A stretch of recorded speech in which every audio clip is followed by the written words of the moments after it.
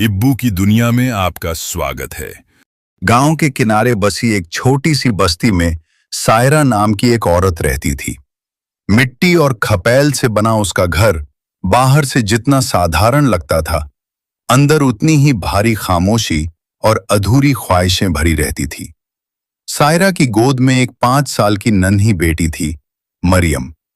बड़ी बड़ी आंखें, मासूम हंसी और मां के आंचल से लिपटी रहने की आदत। मरियम के लिए ये दुनिया अभी खेल और कहानियों से बनी थी। सायरा का पति ईमान दिन निकलते ही काम की तलाश में निकल पड़ता।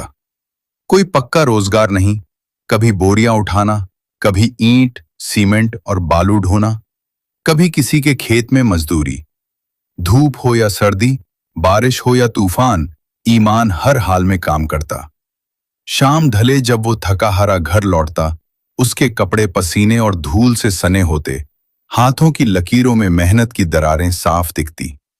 फिर भी वो मुस्कुरा देता, क्योंकि उसके घर में मरियम की हंसी इंतजार करती थी। ईमान जितना मेहनती था, सायरा उतनी ही असंतुष्ट। उसके मन में हमेशा भूख थी। कभी महंगे कपड़ों की फरमाइश, कभी सोने चांदी की गहनों की चाह। पड़ोस की औरतों के नए साड़ी, ब्लाउज, चूड़ियां और झुमके देखकर उसका दिल जल उठता। देखो फला के घर नई साड़ी आई है, मेरी कब आएगी? सबके हाथों में चांदी की चूड़ियां हैं, मेरे पास क्यों नहीं? ये बातें घर की दीवारों से टकराकर रोज गूंजती। ईमान चुपचाप सुनता। जितना बन पड़ता उतना करता, कभी उधार लेकर, कभी अपनी जरूरतें काटकर।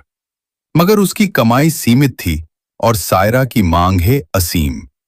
हर अधूरी ख्वाहिश के साथ सायरा की नाराजगी बढ़ती जाती और ईमान की खामोशी गहरी होती जाती। उस दिन भी ईमान देर तक काम में लगा रहा। शाम ढल चुकी थी, आसमान में बादल घिराए थे। गांव की कच्ची सड़क पर अंधेरा उतरने लगा था। ईमान के कदम थकान से भारी थे, फिर भी वो जल्दी घर पहुंचना चाहता था। मरियम के लिए कुछ मीठा लाया था।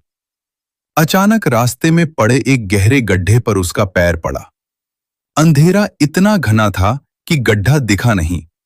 पांव फिसला, संतुलन बिगड़ा और ही पल ईमान जोर से गिर पड़ा। एक तीखी चीख उसके मुंह से निकली। कमर में जैसे किसी ने आग लगा दी। दर्द ऐसा कि सांस लेना मुश्किल हो गया। उसी रात उसे पास के अस्पताल ले जाया गया। डॉक्टरों ने जांच की, एक्सरे हुआ। कमरे में सन्नाटा था। सायरा की आंखों में डर और बेचैनी तैर रही थी। मरियम मां की उंगली कसकर पकड़े खड़ी थी। डॉक्टर ने गहरी सांस ली और कहा, चोट गंभीर है, रीढ़ पर असर पड़ा है, अभी चलना मुश्किल है, हमें इन्हें व्हील चेयर पर बैठाना होगा, ठीक होने में समय लगेगा। यह शब्द कमरे में हथौड़े की तरह गिरे। ईमान की दुनिया जैसे एक पल में थम गई। जिसने दिन रात मेहनत करके घर चलाया, वही अब दूसरों के सहारे बैठा था। व्हीलचेयर पर बैठते हुए उसकी आंखें भर आईं, न दर्द से बल्कि उस बेबसी से जो पहली बार उसके जीवन में इतनी साफ नजर आ रही थी। आन अब सचमुच लाचार हो चुका था। व्हीलचेयर पर बैठा वो दरवाजे के पास घंटों आसमान को देखता रहता। कभी वही हाथ जो बोरी उठाते थे, अब अपने ही शरीर को सहारा देने में कांप जाते थे। घर का चूल्हा ठंडा पड़ने लगा, उधार बढ़ने लगा। जो थोड़ी बहुत बचत थी, दवाइयों और अस्पताल के चक्कर में खत्म हो गई। मरियम अब पहले जैसी खिलखिलाती नहीं थी। वो चुपचाप अपने अब्बू के पास बैठ जाती, उनके घुटनों पर सिर रख देती। ईमान उसके बालों में हाथ फेरते हुए मुस्कुरा देता। लेकिन आंखों में छुपा दर्द मरियम भी महसूस करने लगी थी, और सायरा उसके स्वभाव में अब और कड़वाहट आ गई थी। निकलो यहां से, सामने से, दिन भर बस बैठे रहते हो, निकम्मे, तुमसे शादी करके मेरी जिंदगी बर्बाद हो गई। न घर चला सकते हो, न मेरी ख्वाहिशें पूरी कर सकते हो। रोज यही ताने, रोज यही किचकिच। ईमान चुप रहता। वो जानता था कि जवाब देने से हालात नहीं बदलेंगे, मगर हर शब्द उसकी आत्मा को काट जाता था। एक दिन सायरा ने गुस्से में उसकी दवा की पर्ची फेंक दी। इतने पैसे दवा में लगते हैं, फायदा क्या है? सालों लगेंगे ठीक होने में। मैं कब तक ऐसे रहूं? ईमान की आंखों से आंसू बह निकले। मैं कोशिश कर रहा हूं सायरा, अल्लाह चाहेगा तो ठीक हो जाऊंगा। लेकिन सायरा अब सुनने को तैयार नहीं थी। पड़ोस में जब किसी के घर नई साड़ी आती तो वो और भड़क जाती। देखो, सबकी किस्मत देख, और एक मेरी किस्मत, एक लाचार आदमी से बंधी हूं। धीरे धीरे घर का माहौल जहर जैसा हो गया। मरियम कई बार मां की डांट से डरकर कोने में छुप जाती। एक दिन उसने मासूमियत से पूछा, अम्मी अब्बू ठीक हो जाएंगे ना? सायरा ने झुझुलाकर कहा, पता नहीं, तुम्हारे अब्बू से तो अब कुछ उम्मीद नहीं। ये सुनकर ईमान का दिल जैसे टूट गया। जिस घर के लिए वो खून पसीना बहाता था, उसी घर में वो बोझ बन चुका था। रातों को जब सब सो जाते, आहान छत की ओर देखता रहता। उसे अपने पुराने दिन याद आते, जब वो मरियम को कंधों पर बैठाकर मेल ले जाता था। जब सायरा हंसती थी, तब घर में उम्मीद थी। अब बस सन्नाटा था। समय के साथ सायरा का व्यवहार पूरी तरह बदलने लगा। पहले वो थोड़ी बहुत ही सही ईमान और मरियम का ख्याल रख लेती थी। दवा समय पर दे देती, कभी दलिया बना देती, कभी बच्ची के बाल संवार देती। मगर अब जैसे उसके दिल में बची हुई नरमी भी सूख गई थी। वो सुबह उठते ही फोन हाथ में ले लेती, घंटों किसी से हंस हंस कर बातें करती। घर का चूल्हा ठंडा पड़ा रहता, न खाना बनता, न ईमान को दवा समय पर मिलती, न मरियम को दूध। कई बार मरियम भूख से रोते रोते सो जाती। ईमान व्हील चेयर के सहारे धीरे धीरे रसोई तक जाता, कांपते हाथों से चावल धोता, कभी आधे कच्चे आधे पके खिचड़ी जैसा कुछ बना लेता। आओ मरियम, आज अब्बू ने तुम्हारे लिए खास खिचड़ी बनाई है। कभी कभी पड़ोसी तरस खाकर खाना दे जाते। पड़ोस की औरतें आपस में बातें करती, कैसी ऐसी बेशर्म औरत है, इतनी छोटी बच्ची और लाचार पति को छोड़कर दिन भर मौज मस्ती करती है। सुबह निकलती है, शाम को लौटती है। और वो कौन है जो रोज गली में बाइक लेकर आता है? एक दिन एक औरत ने धीरे से कहा, नाम सुना है उसका? इरफान। बड़ा अमीर घर का लड़का है, पैसे वाला है, इसलिए सायरा उसके पीछे पागल हुई फिरती है। ईमान ये सब सुन रहा था। उसकी आंखों से आंसू चुपचाप बहने लगे। उसने कभी सायरा को रोका नहीं, कभी उस पर शक नहीं किया, बस अपने हालात को कोस रहा। शायद अगर मैं ठीक होता तो सब अलग होता। उधर सायरा अब खुलकर इरफान के साथ घूमने लगी थी। इरफान शहर का अमीर लड़का था, महंगी बाइक, चमकदार कपड़े, जेब में पैसे। वो सायरा की हर ख्वाहिश पूरी करता, नई साड़ी, चमचमाती चूड़ियां, बाहर होटल में खाना। सायरा को लगने लगा कि यही उसकी असली जिंदगी है।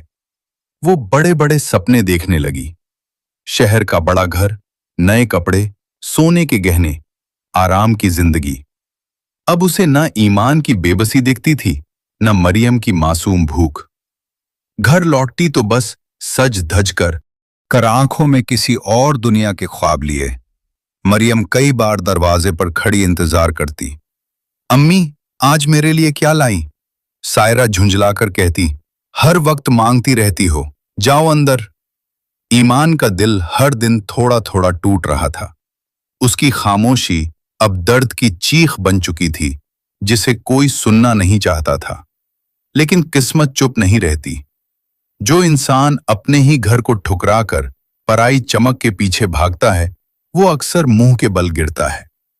एक रात जब गांव गहरी नींद में डूबा हुआ था, सायरा ने चुपचाप अपना एक छोटा सा बैग उठाया। मरियम को सोते हुए एक पल देखा भी नहीं और व्हीलचेयर पर सोए ईमान की तरफ बिना रुके दरवाजा खोलकर निकल गई। बाहर गली में इरफान बाइक लेकर इंतजार कर रहा था। कुछ ही पलों में बाइक की आवाजें अंधेरे में खो गईं और एक घर हमेशा के लिए सूना हो गया। सुबह होते ही पूरे गांव में हड़कंप मच गया। सायरा भाग गई। कैसी बेशर्म औरत है, मासूम बच्ची का भी ख्याल नहीं आया, लाचार पति को इस हालत में छोड़ गई। लोग हैरान थे। जो पति अपनी ख्वाहिशें मारकर सिर्फ उसकी खुशियों के लिए जीता रहा, वहीं आज अकेला छोड़ दिया गया। जब ईमान को सच्चाई पता चली, उसकी दुनिया जैसे दूसरी बार टूट गई। वो फूट फूट कर रोया। उसकी व्हीलचेयर कांप रही थी, शायद उसके हाथों की थरथराहट से। मरियम कई दिनों तक दरवाजे पर बैठकर अपनी अम्मी का इंतजार करती रही। अब्बू अम्मी कब आएंगी? ईमान के पास कोई जवाब नहीं था, बस आंखों से बहते आंसू थे। कुछ दिन बहुत मुश्किल से कटे। घर में अनाज खत्म हो गया। कभी कभी कोई पड़ोसी दया करके थोड़ा खाना दे जाता, मगर ईमान सोचता, कब तक लोग सहारा देंगे? मुझे ही कुछ करना होगा अपनी बेटी के लिए। एक दिन उसने हिम्मत जुटाई। मरियम को पड़ोस की औरतों के पास छोड़कर वो व्हील चेयर के सहारे काम ढूंढने निकल पड़ा। वो एक एक दुकान पर गया। मुझे काम दे दीजिए, कुछ भी कर लूंगा। लोग उसे ऊपर से नीचे तक देखते और हंस देते। व्हील चेयर पर बैठकर क्या काम करेगा? जाओ घर बैठो। हर गाली उसके दिल में छुपती, मगर वो हार नहीं मान रहा था। आखिरकार वो एक छोटी सी सिलाई की दुकान पर पहुंचा। दुकान के बाहर रंग बिरंगे कपड़े लटके थे। अंदर मशीन की खटखट चल रही थी। ईमान ने धीमे स्वर में कहा, मालिक, मैं कपड़े सिलना जानता हूं। पहले शहर में थोड़ा सीखा था। अगर आप काम दे तो मेरी बहुत मदद हो जाएगी। मेरी छोटी बच्ची है, उसे पालना है। दुकान का मालिक कुछ देर चुप रहा, फिर उसकी आंखों में दया और सम्मान एक साथ झलके। ठीक है, कोशिश करके दिखाओ। ईमान ने पूरी लगन से सिलाई की। धागा सीधा, नाप सटीक, टांके मजबूत। मालिक हैरान रह गया। तुम तो अच्छा काम करते हो। धीरे धीरे ईमान दुकान में नियमित काम करने लगा। जो कमाता उसमें से थोड़ा थोड़ा बचाने लगा। कुछ महीनों बाद दुकान के मालिक ने कहा कि सिलाई मशीन क्यों नहीं ले लेते? घर बैठकर काम करो। गांव वाले तुम्हारे पास आएंगे। तुम्हें रोज यहां आने की तकलीफ भी नहीं होगी और बेटी का भी ध्यान रख सकोगे।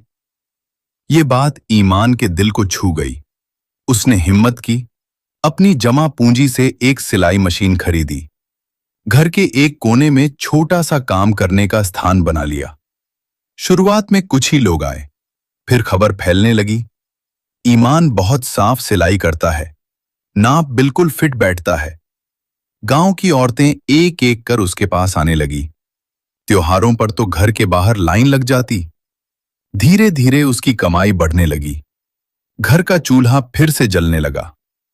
मरियम के चेहरे पर मुस्कान लौट आई। अब मरियम स्कूल भी जाने लगी।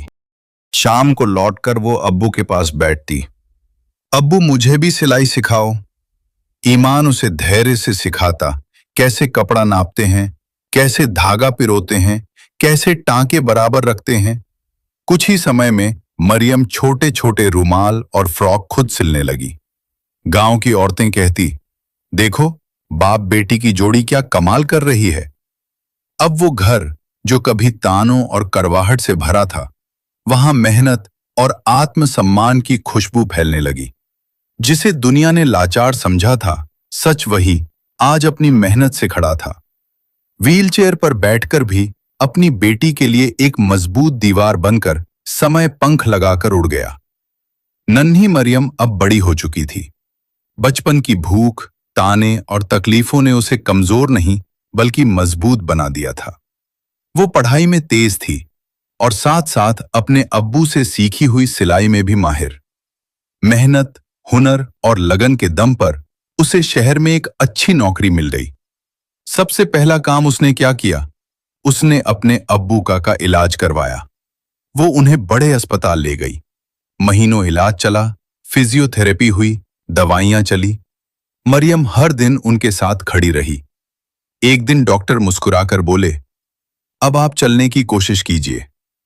ईमान कांपते कदमों से खड़े हुए धीरे धीरे और फिर बिना सहारे 2 कदम चल पड़े। उनकी आंखों से आंसू बह निकले। मरियम, मेरी बेटी।